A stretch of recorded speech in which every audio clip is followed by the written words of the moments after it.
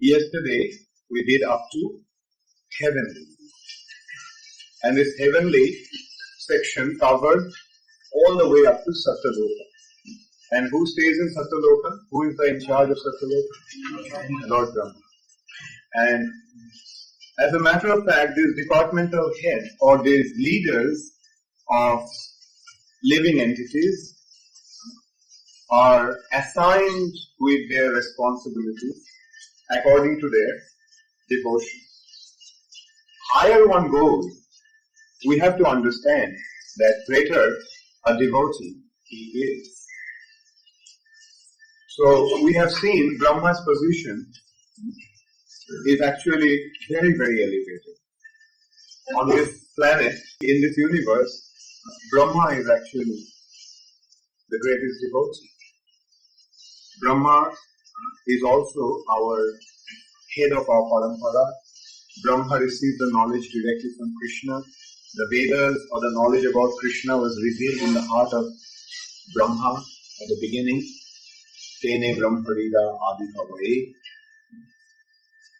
But although Brahma is such an exalted devotee, but still Brahma felt that he was not the greatest recipient of Krishna's mercy.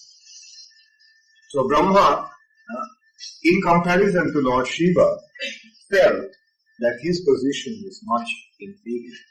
Lord Shiva was a much greater devotee. So as I mentioned earlier also, this is the unique quality of a devotee. A devotee is nirmatsar. Paramo nirmat saranam saranam. Actually, all the scriptures, Srimad Bhagavatam is exclusively meant for pure devotion. Srimad Bhagavatam is Amal Puran, the scripture that is free from all material contamination. And the qualification to understand or even enter into the realm of Srimad Bhagavatam is that the person must be totally non-envious. Paramo nirmat saranam.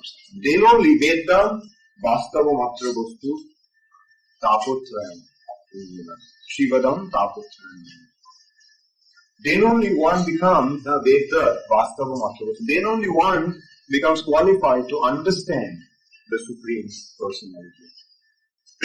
So in Srimad Bhagavatam, at the very beginning of Srimad Bhagavatam, the warning or the reminder has been given that if you want to become a devotee, if you want to understand the Supreme Personality of Godhead, then you must become totally free from envy. You must become totally non-envious.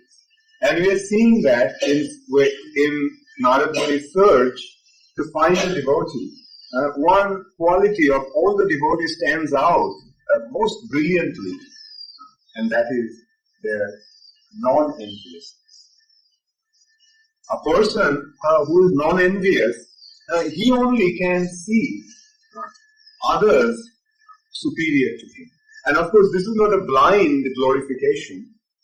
This is actually based on proper philosophical and rational understanding. Like no one is actually blindly or baselessly pointing out somebody else to be a greater devotee. They are giving valid reasons why those personalities are greater devotees.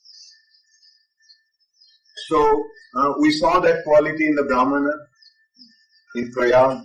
The Brahmana told Narad Muni, no, I am not a great devotee. Now what kind of greatness did you see in me? I am just a Brahmana and therefore I am performing my duties as a Brahmana. But if you want to see a real devotee, then go to the South Indian king, the king in South India. He is a real devotee. And the Brahmana explained why he was a greater devotee. And then he went to the king. Then the king didn't accept Narad Muni's recognition of him as a great devotee. He says, no, Indra is a greater. Actually, the residents of heavenly planets are far superior to us. And among them, Indra is the greatest. Then he went to Indra. Then Indra also did not accept this glorification from Narad. And he pointed out to Brahma. And Brahma, when he heard Narad glorifying him, According to Brahma, those glorifications were inappropriate. Therefore, Brahma chastised him. He said, Narad, how many times do I have to tell you that I am not the supreme, I am not the creator, I am not the supreme controller. I have been telling you right from your boyhood. You had the same misconception from your young age. And time again I had to chastise you. And still you didn't learn. So in this way, he chastised Narad. And he made the position of the Supreme Personality of Godhead clear to Narad. That Narad, Krishna is the Supreme Personality of Godhead. He is the Supreme Powerful. He is the Supreme Creator. And He is the Supreme Maintainer. I am just a servant of the servant of the servant. And then Brahma told him that if you are really searching for a devotee, then go to Lord Shiva. And Shiva is a greater devotee because of these reasons. And he mentioned the reasons in comparison to his position. Like when he gives benediction to the demons, and those demons create disturbance to the Lord and His creation and His devotees, then Krishna actually chastises them. But He doesn't do that to Lord Shiva. Lord Shiva, although He gives benedictions and although He makes mistakes, even Lord Shiva fights with Krishna in order to support His followers. But still Krishna doesn't take any offense. Because Krishna treats Lord Shiva as his friend. And because Lord Shiva is the greatest devotee. So Narad, and then Brahma told Narad that when you go out of this material universe, you go out of the 7 layers of this material universe and go to Shiva Loka and you see him there. You meet him there. And he is the greatest. So Narad immediately went to Lord Shiva. As I also mentioned earlier, that Narad has a very wonderful ability that he can go anywhere in no time. This is a kind of a siddhi. And not only he can travel in the material nature, he can even go beyond the material nature and he can go to the spiritual side. He has access even up to Vrindavan. And in second part especially of Brihad Bhagavatamrta, we will see how Narad is actually present everywhere. Wherever there is Krishna, Narad is there. And Gop Kumar, the hero of the second chapter, the second part of Brihad Bhagavatamrta, he once expressed his surprise that Narad, how come I find you everywhere, wherever the Lord is, and you are there? And then Narad Muni gave the explanation. That is discussed later on. So Narad Muni, with his wonderful ability, went to Shiva Loka. And when he went to Shiva Loka, he saw that Lord Shiva was singing the glory of Shankarshan. He is meditating on Sankarshan and he's singing his glory, and in ecstasy he is dancing. So this glorification or worshipping of Shankarshan by Lord Shiva, or Lord Shiva's worshipping Shankarshan, has been described in the 5th canto of Srimad Bhagavatam. Now this is also another important consideration, that this Brihad Bhagavatamrta is actually the essence of Srimad Bhagavatam. Like I mentioned earlier, that there are 2 Bhagavatamrita. One is Laghu and the other is Brihad. The Laghu Bhagavatamrita has been written by Srila Rupa Goswami and Brihad Bhagavatamrita by Srila Sanatana Goswami.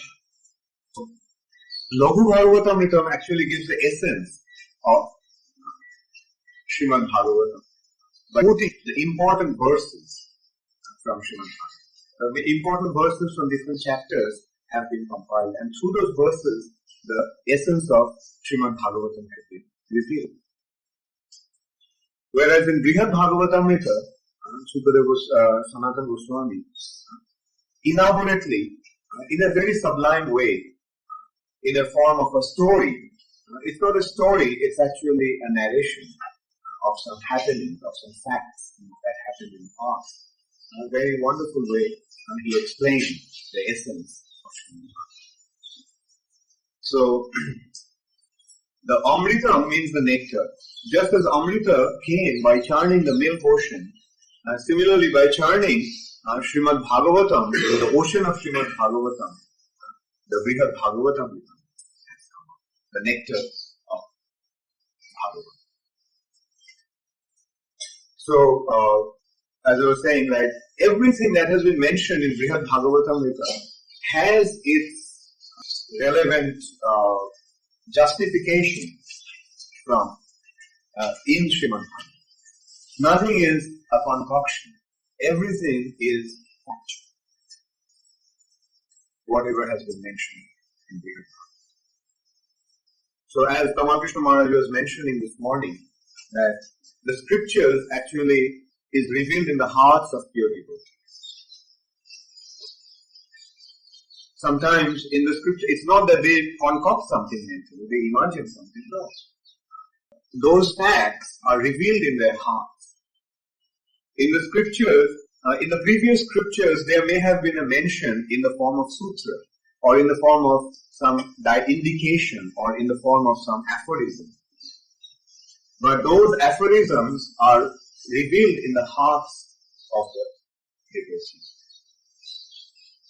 In this respect, I remember one, actually when Maharaja was mentioning that in the class, I just remembered one incident. You see, after Srila Bhakti Siddhanta Saraswati Thakur's disappearing, some of his leading devotees started to find discrepancy in his writings. And as a result of that, they were actually the leaders of Oriya after Srila Bhakti Siddhanta Saraswati left this place. And they even took his books and dumped them in the Ganges. And when some other senior devotees approached them and asked them why they were doing that, they said that there is a lot of things that are not mentioned in the scriptures. Bhakti Siddhanta Saraswati Thakur wrote and said many things that are not mentioned in the scriptures.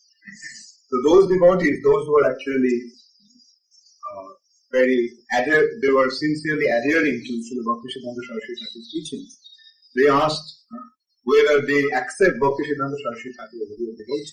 And if they accept him as a pure devotee, then whatever comes out of him is a scripture.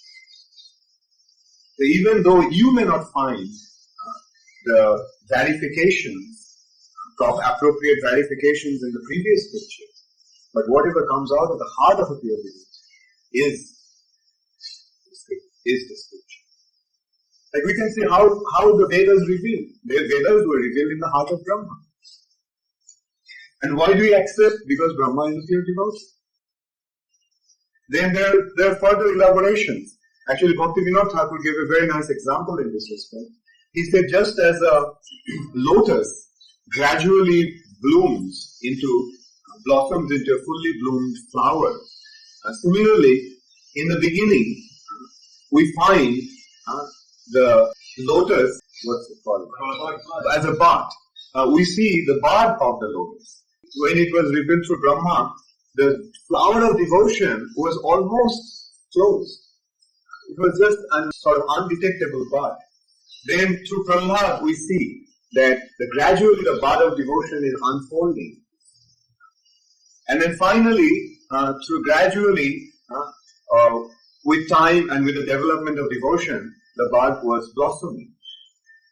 And then finally, with Sri Chaitanya Mahaprabhu and the Goswamis, that flower of devotion has become fully bloomed. So this is how we have to approach the scriptures. That if somebody questions, well, where did Sanatana Goswami get this from? Then our answer to that is, do we accept Sanatana Goswami as a pure devotee? If we do, then whatever came from Sanatana Goswami is scripture. And then we can go back, and if we have the ability, we can verify Sanatana Goswami's teachings from the Vedas. And we'll find the verification and justification from the scripture. In this way, Ramanujacharya actually explained that every single verse of Bhagavad Gita is there in the scriptures. So this is how the great acharyas can unfold that, and they can show that actually nothing is concoction, nothing is imaginary. Everything is there in the scripture. Only unfortunate thing is that we didn't have the ability to conceive it. We didn't have the ability to understand it. And therefore, the acharyas come and reveal this for our benefit. As again, Krishna Maharaj mentioned in the class this morning, like Prabhupada's statement to the Goswamis in his dream, that the living entities in this world are totally unqualified. They are not able to perform any austerities. They are not able to understand the scriptures. They are completely useless. But they have one quality, that they are surrendered to me. And this is the most important qualification. Our surrender to a pure devotee. If we become surrendered to a pure devotee, then the transcendental knowledge will be revealed in our hearts. And to the degree we are surrendered, to that extent, the knowledge will be revealed in our hearts. In the beginning of Mahabharata, there are the stories of Uddalak and Aruni. It's very significant that these stories, or these anecdotes are mentioned in the very beginning of Mahabharata. And that was pointing out the Guru Bhakti, the surrender to the spiritual master. And this is an indication that if you want to understand Mahabharata, then you must become surrendered to his bona fide spiritual master. If you want to enter into the kingdom of scriptures, then you must become surrendered to the devotee, the self-realized souls, the God-realized souls, Krishna Bhakti. And the story of Aruni is Aruni's spiritual master, Brahma, told Aruni that you go and he got the news that the water was entering into the field. So he told Aruni, you go and stop the water. So Aruni went and he saw that there was a flood and the wall broke. In India, they make some wall, say about 1 feet, 12 inches to 15 inches high, wall made of clay to keep the water inside, because the paddy field needs a constant water, constant presence of water there. So that wall broke and the water was gushing in, and there was no way he could actually prevent it. Like he tried to stop it and he could not. And finally, he just laid down and with his own body he stopped the water from coming into the field. Because the spiritual master told him to stop the water. And then it was night and Doma inquired, where is Aruni? And the other students told, Aruni didn't return. You sent him to the field and he didn't return as yet. So then the spiritual master, Doma, immediately said, okay, let's go to the field and see what happened to Aruni. Why he didn't come back so late? And he went to the field, it was dark, he could see Aruni anywhere. He started calling out, Aruni, where are you? Then Aruni replied, oh spiritual master, I'm here. They said, where are you? I can't see you. He said, I am lying on the field to prevent the water from coming in, because the wall broke and there was no way I could stop it. So then Brahma went to him and he was so pleased that he just blessed him, that let all the Vedas, all the 4 Vedas and all the scriptures reveal in your heart. And that was it. The transcendental knowledge is transmitted by the blessings of the spiritual master in the heart of Aruni. So similarly, there is another story of Uddalak. Anyway, so the understanding is that the Zivogyan Vidya Prakash, the transcendental knowledge is revealed in the heart. Na medhaya, na bahuna shutena. This transcendental knowledge cannot be received by our intelligence, memory, or great studies. Nayam atma pravochanena labhva, na medhaya, na bahuna shutena. Jena eva esha vinute tena labhva, vibrinute tamusha. Only one who receives the mercy of a devotee, he receives this transcendental. So, anyway, to go back to today's. Are you all reading it? After the class? Because I'm just briefly touching the points, but I'm expecting that you're going to study. Even though it's 1 credit, I'm going to take a test. We have to write a test, and I hope you say well. So prepare yourselves. So the 3rd chapter is entitled as Beyond Material Nature. Prapancatita. In Sanskrit, it's called Prapancatita. Prapancha means material nature, which is composed of 5 elements. And beyond this material nature is the spiritual nature. The first personality that Narada approached was Lord Shiva. Thereafter, Narad Muni went to Shiva Loka and from a distance saw that Shiva was absorbed in worshipping Lord Sankarshan. He was chanting his transcendental glories and dancing in ecstasy. And when he was dancing, there's a very nice description. Lord Shiva was dancing in ecstasy and Parvati was clapping. She was keeping the beat. And also, when Lord Shiva dances, he keeps the beat, which is Damaru. Lord Shiva has an instrument that looks somewhat like a mridanga in an inverse order. Like the mridanga converges, yeah? No. Anyway, the mridanga is swollen up in the middle, right? But Damaru is concave in the middle. It's like it tapers down in the center. Whereas mridanga tapers towards the ends. And the Damaru has the 2 sides also has animal skin. And it has a heavy weight, strung with, okay.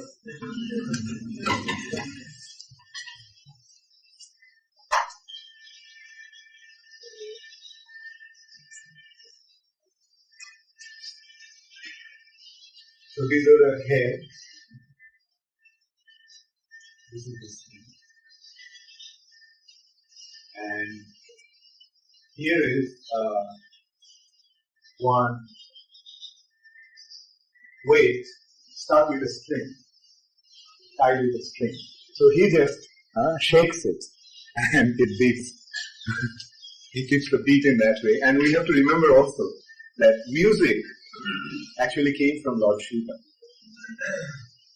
The Sangeet, the music, has few gurus, the initial originators.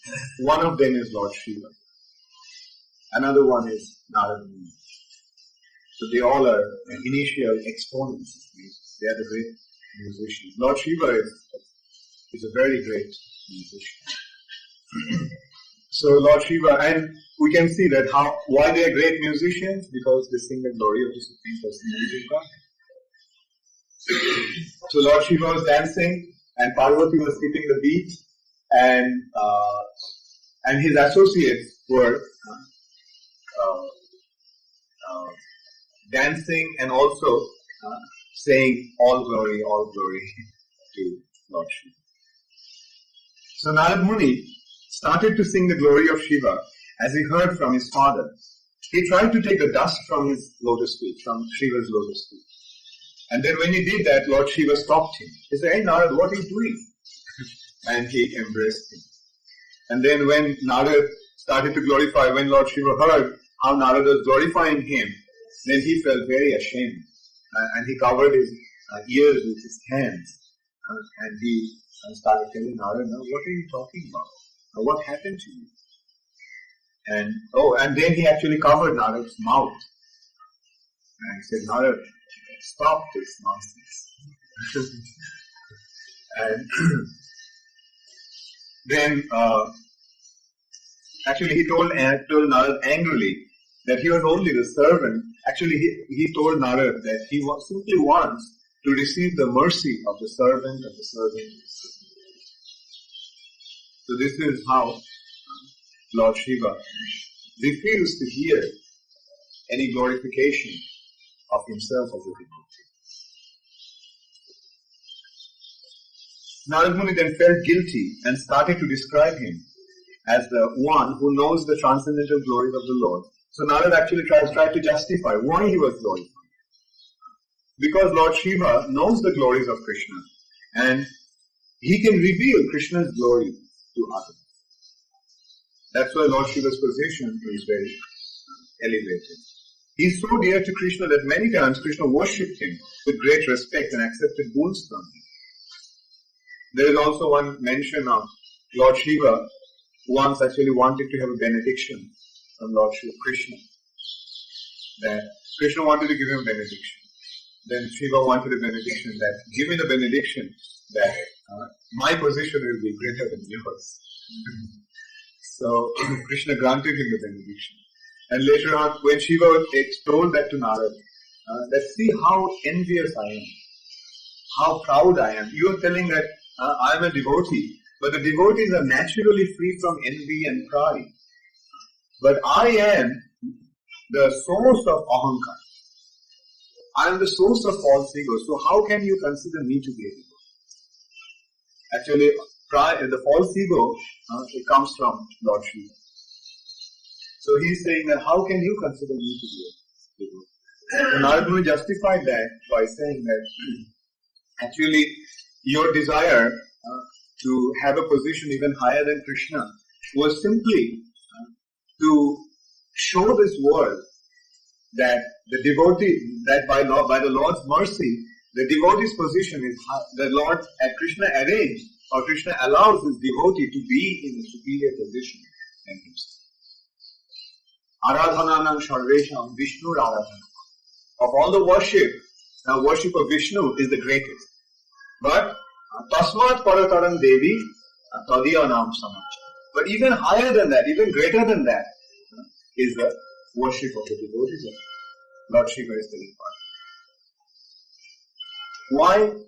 Because Krishna is so fond of his devotees that when a devotee becomes pleased upon somebody, so in this, and that is actually Krishna's arrangement.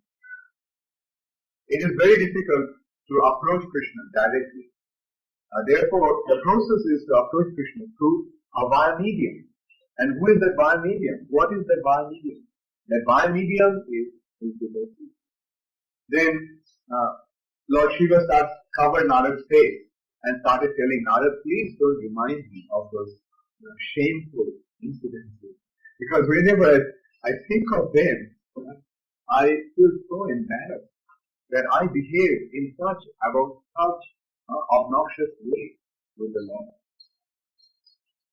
Because sometimes Lord Shiva forgot that Krishna is the Supreme Lord. And when Krishna fought with Shiva's devotees, then Shiva sided with his devotees and fought against Krishna. And then when Krishna defeated him and brought him back to his senses, then Shiva felt very embarrassed. So that's why Shiva was telling, please don't remind me of those incidents. Narad Muni said, you are very dear to Krishna, therefore there is no room for you to commit offense with him. Although sometimes it may appear that you committed offenses, Krishna never considered them to be offenses. You thought, apparently it may appear that you committed offense to Krishna, but Krishna never accepted that offense because you are so dear to Krishna. Like in this way, Krishna does not accept offenses of his devotees. For example, it is, according to B.T. Marg, it is, one should not touch the Lord's deity with his feet. Is there anybody who will dare to touch Krishna with his feet in the temple? Not there. It is an offense. And actually these offenses are so grievous that one may be completely doomed to extinction because of it. But in Vrindavan, the cowherd boys, they're climbing on Krishna's back. So is there, what about their offense? Now Krishna doesn't accept their offense. Krishna doesn't take their offense.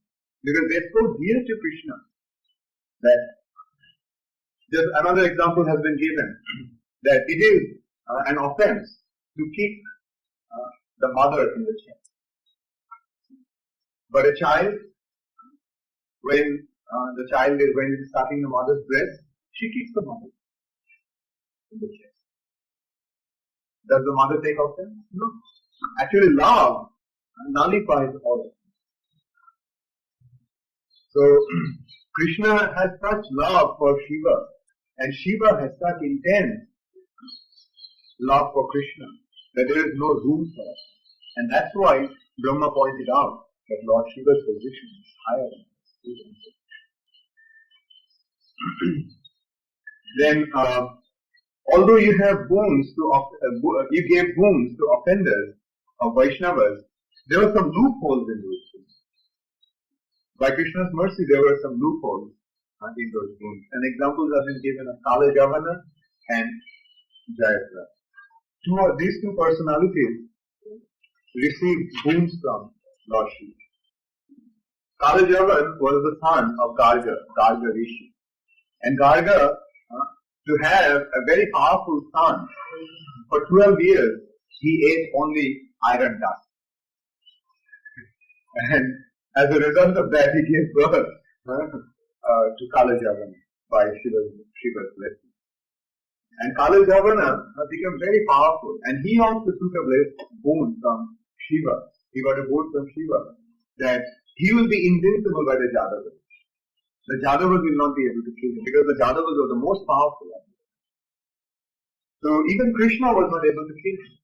So Jarasandha got to know about that, and Jarasandha sent Kala Javana to fight against Krishna.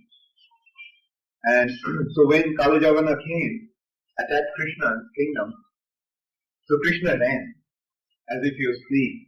Therefore, another name of Krishna is Ranchorji. He left the battle, he ran out of the battle out of the fear of Kala Javana. And Krishna then ran and Kala Javana chased him. Then Krishna entered into a mountain cave where Muchukanda was meditating for so many years. Muchukanda was actually sleeping. He was a great sage and he was sleeping. And so Kala Javana, inside the cave it was all dark. He bumped into Muchukanda and he thought it was Krishna. He was Krishna. So he kicked him. And Muchukanda woke up and just looked at Kala Javana, and Kala Javana was burnt to ashes. So that was the loophole in the boon that he received from Krishna, from Shiva. And about Jayadratha, Jayadratha was the son. Let me see. I forgot the name of his son. Vridhaksha. Jayadratha was the son of Vridhaksha, King Vridhaksha. And Jayadratha also received the boon from Shiva that he will be able to defeat the Pandavas. All the Pandavas excepting Arjuna, one day during the battle of Kurukshetra. And at the time of, so that will come later. So, and Jayadratha So one Abhimanyu, when he entered into the Bhuva, into the army phalanx, the understanding was that the Pandavas would enter, Abhimanyu would make the way, this Chakra Bhuva, no one actually knew how to enter and how to come out. Only Arjuna knew. But Arjuna was fighting with the 7 warriors somewhere else. So Arjuna was not available, and this phalanx, or arranged by Dronacharya, was destroying the Pandava army, completely shattering the Pandava army. So how to enter, how to undo the phalanx, how to break the phalanx? So Abhimanyu then revealed the fact that he knows how to enter into the phalanx, but he didn't know how to come out. Because when he was in his mother's womb, Subhadra's womb, Arjuna was telling Subhadra how to enter into Chakravarti. So this is how Kshatriya ladies are. So I mean, they're also very powerful ladies. So Subhadra was listening, and Abhimanyu listened to Arjuna from within his mother's womb. But then Subhadra fell asleep. When Arjuna was describing how to come out of the phalanx, Subhadra fell asleep, and that's why Abhimanyu knew how to enter into the phalanx, but didn't know how to come out of the phalanx. So then the other Pandavas, Yudhishthir, Bhim, Nakul and Sahadev told him that, look, I can, you just break into the phalanx and we'll follow you and we'll enter into the phalanx and then we'll make way also to come out. But then in this side, Duryodhana's side, they remember that Jayadratha had this boon from Lord Shiva that for one day he would be able to defeat all the 4 Pandavas except Arjuna. So they posted Jayadratha on the gate, on the door of the palace. He said, you just prevent the Pandavas from coming in. And Arjuna, by their arrangement, was taken away, so that he couldn't come in. Because some other warriors engaged Arjuna in a fight, and Arjuna couldn't leave them. So when, as soon as Abhimanyu entered, they closed the mouth of the palace, and Jayadratha stopped the 4 Pandavas. And due to Lord Shiva's blessing, the Pandavas could defeat him that day. And that day, the 7 Maharajas actually killed Abhimanyu. Karuna, Drona, etc. And he was actually killed unarmed. He didn't have any weapons.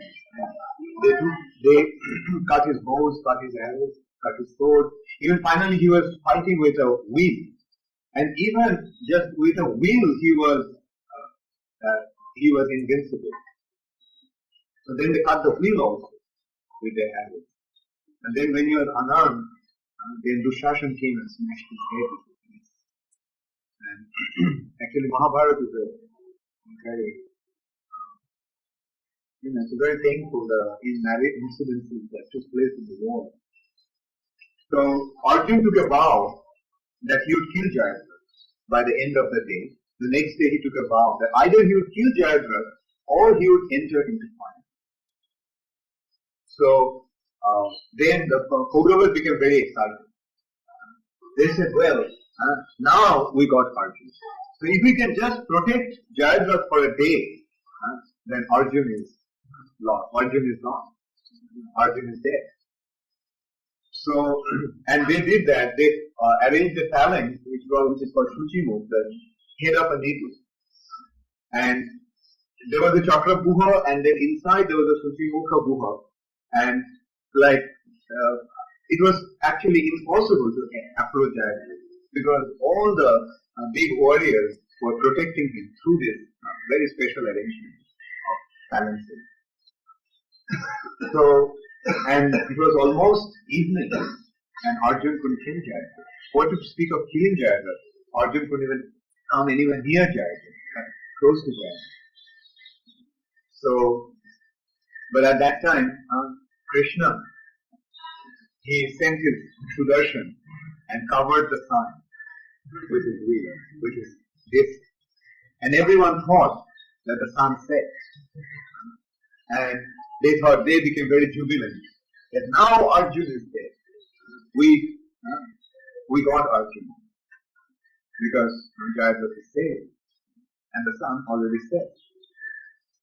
And then as soon as Jayadratha everyone became unaware, or everyone was inattentive, and then the disc was removed.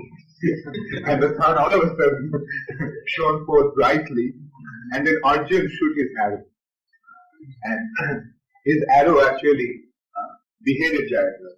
But Arjuna was also reminded by Krishna that at the time of Jayadratha's birth, there was an announcement from the sky that this son will die in a battlefield. So his father, Vidyakshatrya, he actually gave a curse at that time that whoever will be the cause of the fall of his head on the ground, his head would split into thousands. So Arjuna was reminded of that problem by Krishna. So Arjuna shoot another arrow, and that picked up that head and carried it all the way to where Jayadratha's father was performing austerities out of Kosha province. And he carried the head, the arrow carried the head all the way to where he was performing austerities and meditating. And he dropped the head on his lap. And he became very alarmed at seeing somebody's head like that, and he immediately stood up. And the head fell on the ground, and immediately his head split into 1,000 pieces.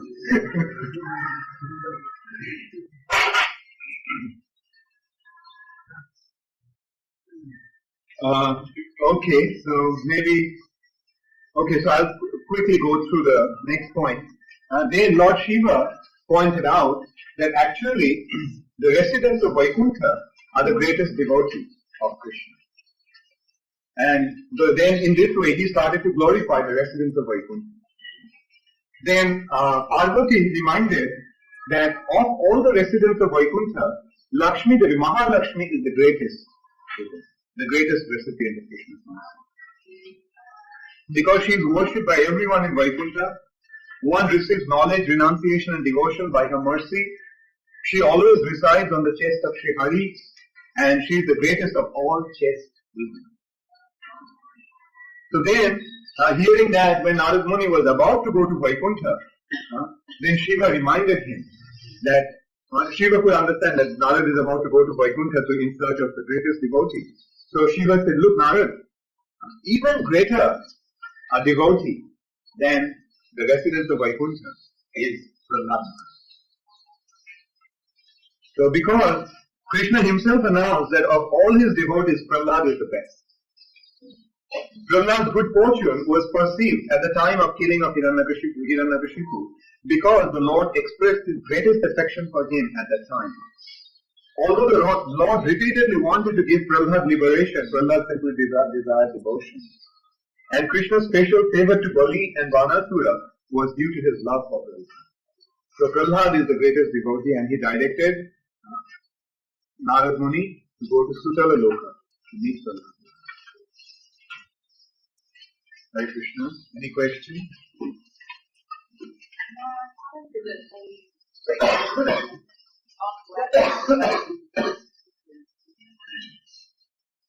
Not all the great devotees, but many of the great devotees are not Hare, but many others are Hare, rather than the things of this world.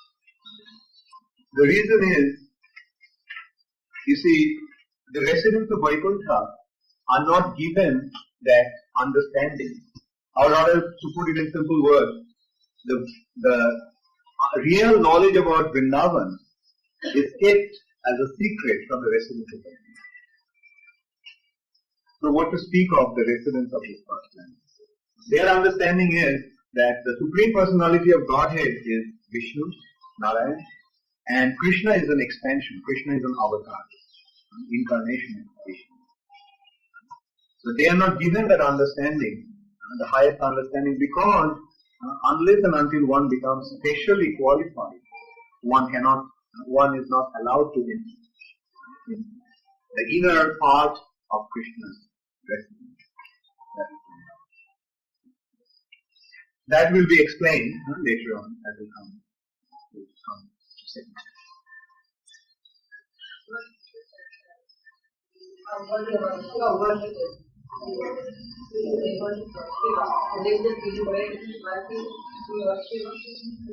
You see, those who worship Shiva without worshipping Narayan, they are known as Pashandis or Pakhandis. Means the greatest of, worst of all atheists. See, if one approaches Shiva without Narayan, then he is an atheist. Right? He is a demon. But those who worship Shiva, knowing him that he is a great devotee of Narayan, they get entrance to or liberation. Not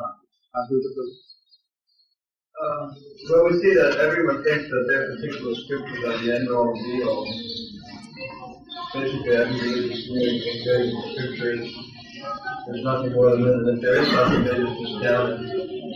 So if someone argues that, well, you have Bhagavatam, you have Karuna and other, and so you say this is the end all be all, this is the. So, but perhaps there's something else. How does it reply that? You see, the first and foremost qualification to approach the scriptures is that one has to have a bona fide spiritual mind.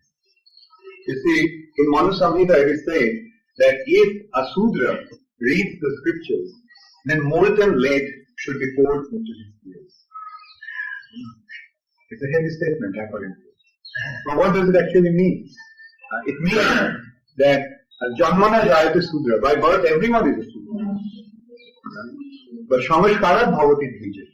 But by proper purificatory process, one becomes a twice born. And what is the purificatory process? Approaching a bona fide spiritual master and go through the Upanayana. Right? So one must approach, one must study the scriptures under the guidance of a bona fide spiritual master. Right? So then again, there are different types of spiritual masters. Like Vedas have two aspects. Right? One is the demoniac aspect of the Vedas and the other is the devotional aspect of the Vedas. The demoniac or enjoying aspect of the Vedas or exploiting aspect of the Vedas is given to the demons by Shukracharya.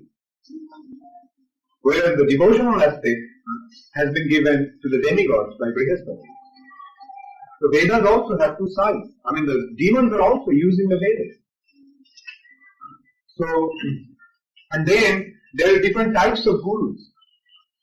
But those gurus are like a musical guru, the guru who teaches music. Often, most of the gurus are like music guru, dance guru, football guru. So they like those who give some mundane knowledge. But the real spiritual knowledge is received, and that guru must be a devotee of Krishna. Jai Krishna Tattva Vedta, Shri Guru.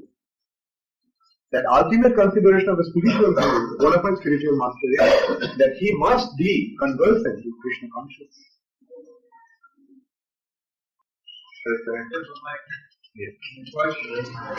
A person who just, we're preaching in the university and presenting our shastras, and they go to scripture, and you said, they said, everybody said, so how would you do that? I mean, I understand. Okay, fine. I'll approach this question in two ways.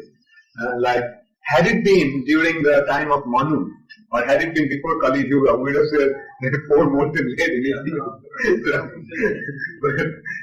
But in this age, Prabhupada said that the 9th offense is not really so important. 9th offense to the holy name. We are taking a chance in order to preach Krishna consciousness. Maybe there will be some who will not have the faith. But then also we can tell them that, look, in order to study any subject, you have to have a teacher. Right? I mean, you can't study physics without a teacher. Now, you may ask, why the physics teacher is saying that this book is the book that we must study. So, first of all, you have to accept a teacher.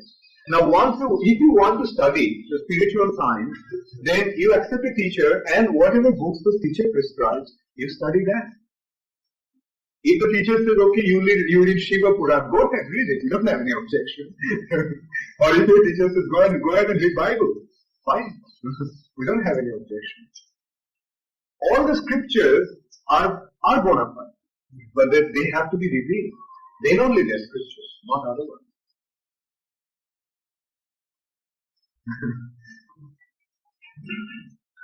Achyuta? So that's something to your question about Lord Shiva. There's actually, you were mentioning that the followers of Lord Shiva, they become atheists. So there is in the Srimad Bhagavatam, the Daksha sacrifice, there was a curse spoken by the Brahmins who were cursing the followers of Lord Shiva that they will become atheists. Yeah. And they of course cursed the Brahmins that they will become atheists. Yeah, that's a very good point. Achyuta Govinda Prabhu is quite an exponent because he is very involved in studying scriptures since a long time. And he took very special interest. And another thing is that he was in Den Haag. And Den Haag is a place where there are a lot of Shiva worshippers, a lot of Hindus. And they are very devout and ardent followers of Shiva. So he had to become a master in defeating them. So this is a very good point that he actually mentioned. Yeah, the point, I'm just going to repeat it. He said that at the time of Daksha Yajna, there was a curse given to the followers of Shiva that they'll become atheists. And the counter curse was given to the Brahmanas. Actually, the Brahmanas cursed the followers of Shiva that they will become atheists. And the Shiva's followers gave a counter curse that the Brahmanas will become the blind followers of rituals. Thank you, Achyuta. Okay, so I will stop now. Thank you very much. All glory.